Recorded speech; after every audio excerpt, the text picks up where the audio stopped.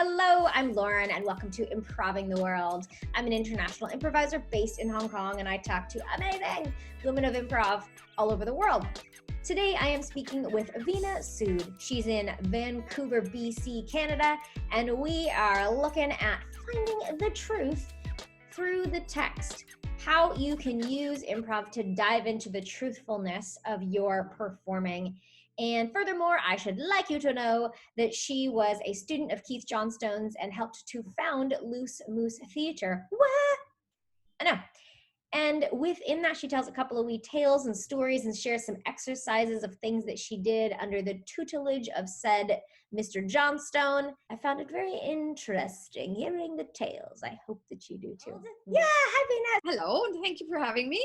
Thank you so much for being here. You are an actress and an outdoor enthusiast. We're talking today about the fact that you spent a lot of time in Calgary with loosemoose, using improv to find truth because you are a performer and actress. Tell me about the training that you did where you studied with Keith Johnstone. Let me know some stories. Tell me some stuff. Blow my mind.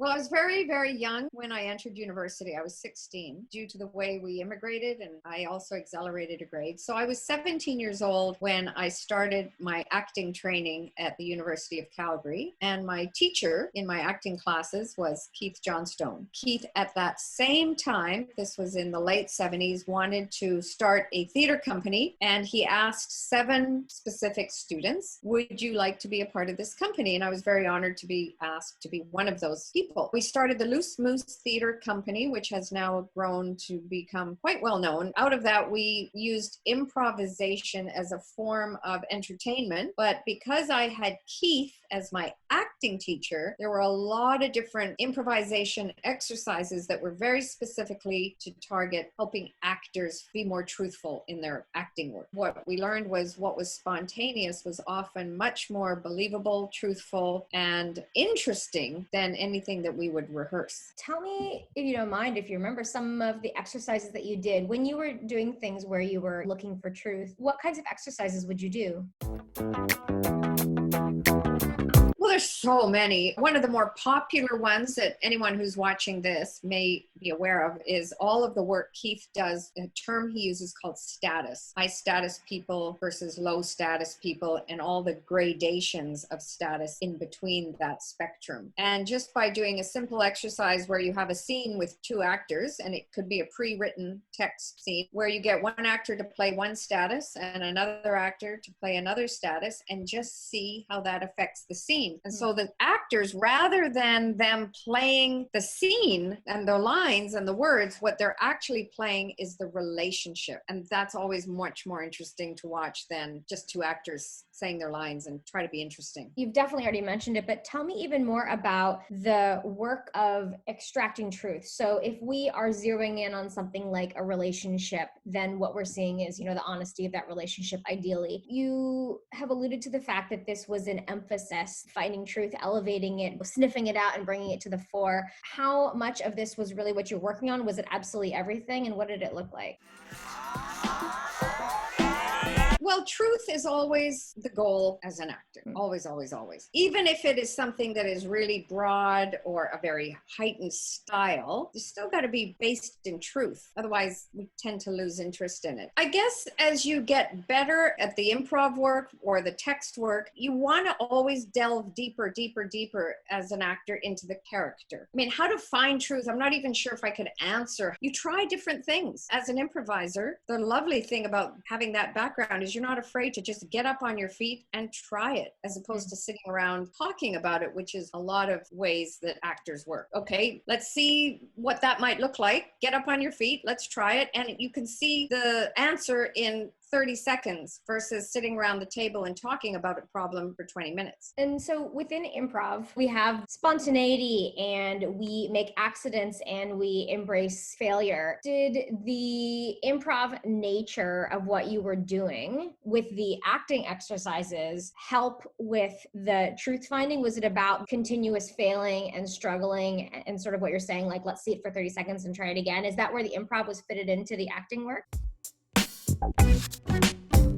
most of the improv exercises that Keith taught us had a structure to them. This is the rules of this little game. So you have to stay within that structure. And inside that structure, there's unlimited freedom, but the structure is actually what gives you more freedom rather than just being two people up there winging it. There is a game that Keith brought to us called mantras. You know what a mantra is, where you say the same thing over and over and over. And one of the improv exercises he used to do to help us find a way into a more serious tone, you just say a simple mantra like, I love you, I love you, I love you, I love you, over and over and over in your head while you're playing a scene. And what that does is it skews your verbal ability to speak fluently, because you're skewing a verbal part of your brain. And anytime you skew one part of the brain, something else has to come forward to compensate. That's why people with hearing impairment might have a higher sense of smell or things like that. So if you skew an actor's verbal ability by making him chant, I love you, I love you, I love you, while still playing a scene, it's amazing what comes out. There's a whole other persona that tends to emerge. And the persona that emerges, for example, would be the one that is the most bare, vulnerable, the most open, raw, and naked. That particular example of an exercise instantly changes the actor, changes their vocal tone. Often people will cry and weep without even understanding where's this coming from, but it just opens you up right away. And you would never see that in an improv show, that game, rarely. Although I'm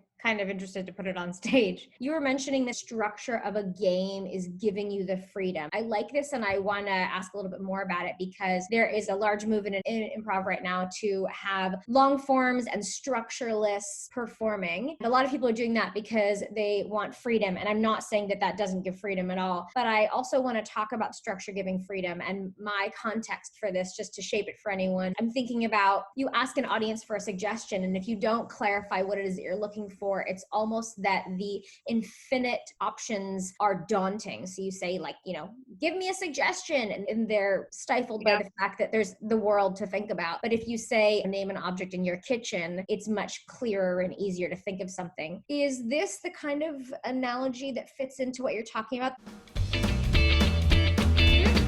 The structure is what we use as a way to actually create more opportunities. All of the games that we were trained with are designed to split your attention so that 50% of you is playing the scene. The other 50% is doing the structure of the game. And when you're that busy, you don't have time to get in the way and try to be funny and try to do your bag of tricks. You're just so busy doing those two things. I actually, and this is also something from loosemoose, I'm not in agreement with always asking the audience for suggestions. I'm not quite sure why we need to always come to the audience for a suggestion. They know it's improvised. We don't need to prove that. And if we think it would be better to rehearse and do it that way, well, then that's what we should do. There's no reason to go to the audience all the time for a suggestion. I think that actually inhibits improvisers and limits them. It's so lovely to just start a scene from nothing, and you get such beautiful work. At loosemoose, they have something called scenographers, where someone from backstage who's assigned to do this for the whole evening just comes on and puts something on the stage. Could be a boat, could be a stop sign. It could be an outline of tape as if a dead body had been there. And then you just start the scene based on that. The problem with going to the audience for every suggestion is I actually think we use those to hide behind. Our real truthful selves don't come out. It's really nice to just start a scene with two improvisers. We don't need to prove that it's improvised. I think it's a rather outdated way to perform, going to the audience for suggestions, in my opinion. Yeah, I gotta think about that. I have reasons why I like asking the audience for suggestions, and I equally hear you and think that I completely agree. So I feel conflicted. I have to mull this one. I think that often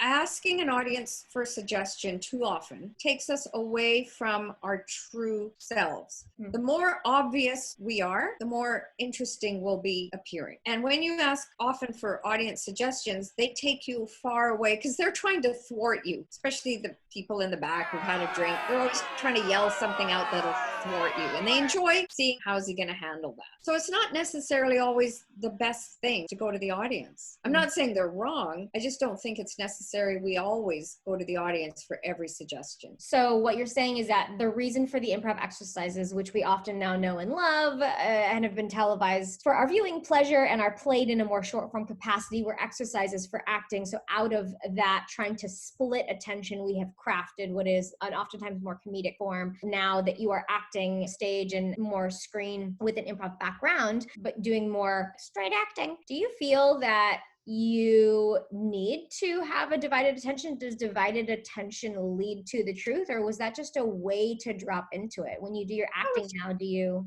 Yeah. No, that was just a way to drop into it. It's really great to watch students who are learning it drop in because they don't know that's what the end game is going to be. So it's all very accidental when they drop in. I'm removing decision making from their brain. Everything becomes accidental. And that's when they let go, when new heights are reached. If I were to say to them, I want you to be really interesting in this scene, then you're going to just see train wreck after train wreck. But if I set them up to not know that it's going to create that as the end goal, then they'll be much more interesting. Inherent within the idea of showing truth, there is the idea that if you aren't, you are being false. If you're on camera, the camera's catching everything, right? So you are endeavoring to be utterly truthful so that you are authentic and believed. Yeah. Does that mean the moment that you are not, it is false? And if you are on a theater stage, let's say, that you can be hiding things? Well, I have watched myself on camera and caught many a false moment. And I'm like, crap. And I can tell because it's when I usually zipped into my head. You can absolutely learn how to create those truthful moments with lots of different techniques. When I'm not specific about something, it'll read as a false moment. For example, I'm talking about a party I was at. If I haven't done the homework about what that party was, who was there, what was I wearing, was it a fun party, was it a hideous party, were people drunk, were they high, whatever, all those specifics have to be in my brain and in my body before I talk about that party, so that when I do, I have absolute conviction about what that party was like, as opposed to it just being some words on a page where I'm referring to a party. And you can see the difference usually in the eyes of the actor. And I think that's just basic acting homework. You have to be very specific about everything that you're doing and who you're talking to and what's the relationship. P.S. I have to note that you just did a, for me, fantastically Canadian thing where you like made sure to integrate being high. It was so Canadian. It was so good. Is that a Canadian thing? Marijuana? Yeah, it's so Canadian. So funny because it's so standard to our life, I guess, here, I suppose. Exactly.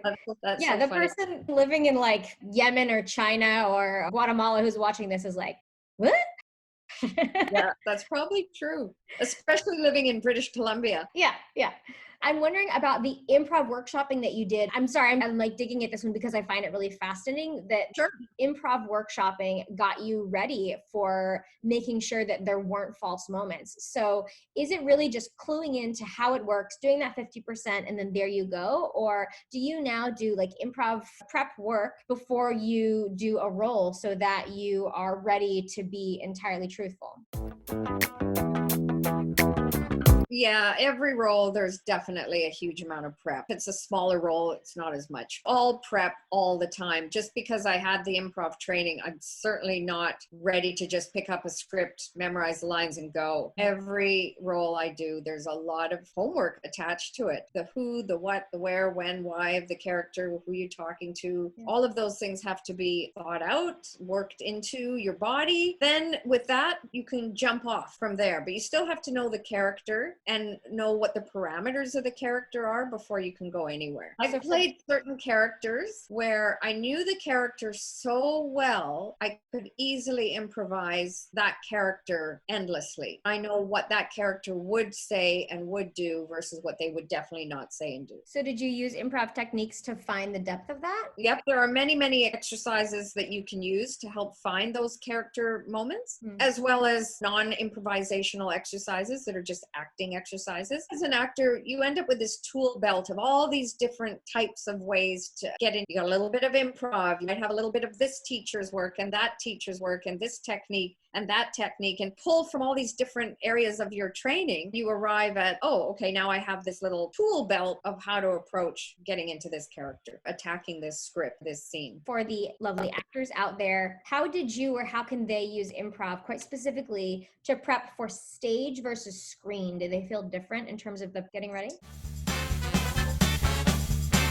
If you are going to use improv to prepare yourself for any kind of performance, just keep asking yourself, are we being truthful? Or are we just trying to be funny and make gags? The audience will, of course, reward you for being funny and making lots of gags, but it's not necessarily the most truthful, the more entertaining work. Some of the most beautiful improv work I've ever seen, nobody was laughing, but it was riveting work. It was honest. And when I go to the theater or even to a film, I want to have an evening where I'm struck with awe, terrified, I might cry, laugh hysterically, feel empathy. I want to have this variety of emotional experiences. Like a good dinner, you've got meat, potatoes, vegetables, salad, dessert, lots of variety. I don't want to go to an improv show and just see comedy, comedy, comedy, comedy. That's all the same. So it's just nice to have a performance of any kind, film, TV, improv, theater, lots of variety. And I think it all comes back to truthfulness on stage. Even if it's crazy clowns, there's still a level of truth in their work. And sadness and thinking. Yeah. Veena, what are your words of wisdom? Improv community or acting peers out there, people who have never tried the art form before, or the younger version of you. What do you want to say? What are your words of wisdom?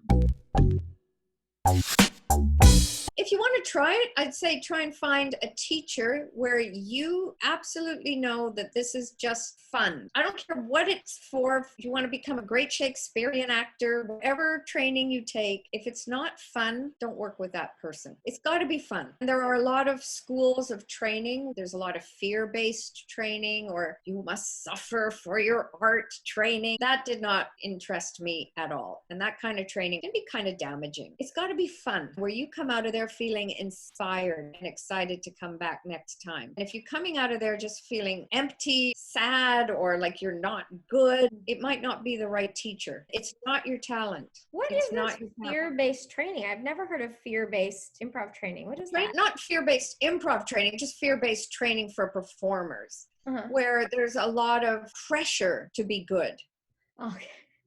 And in that need to be good, all you end up getting is a lot of people with a lot of fear. I thought you meant that it was like people behind curtains jumping out to get your truth or something. Oh no, that sounds fun. That could be really cool. That sounds terrifying. Where is the killer hiding? Under the bed? I don't know. Let's find the truth. That's right. Yeah. No. I mean, like, if you're genuinely having fun, not coming into the class terrified. Oh my God, I'm going to get in trouble because I'm shitty at this. So that kind of thinking makes you feel like you're a failure and that you're not talented, when all that really is just bad educating. Last but not least, if folks want to find you, support you, watch performances that you're doing, if they're in BC and they want to hang out and like smoke a doobie together, I don't know, where can people... I have a website. It's veenasood.com. In terms of catching me on film and TV, I've got a few projects coming up, but the best way to see what those might be is on the imdb.com website. Type my name. All the timelines of all the television and Netflix and everything is all changed due to the lockdown. Fantastic. Well, I look forward to seeking them out and getting to enjoy the truth that you share with us. Thank you very much for your time and your energy today. I really appreciate it. Thank you. It was my pleasure. Thank you, Lauren. All right. All this is Improving the World, and there's more where that came from.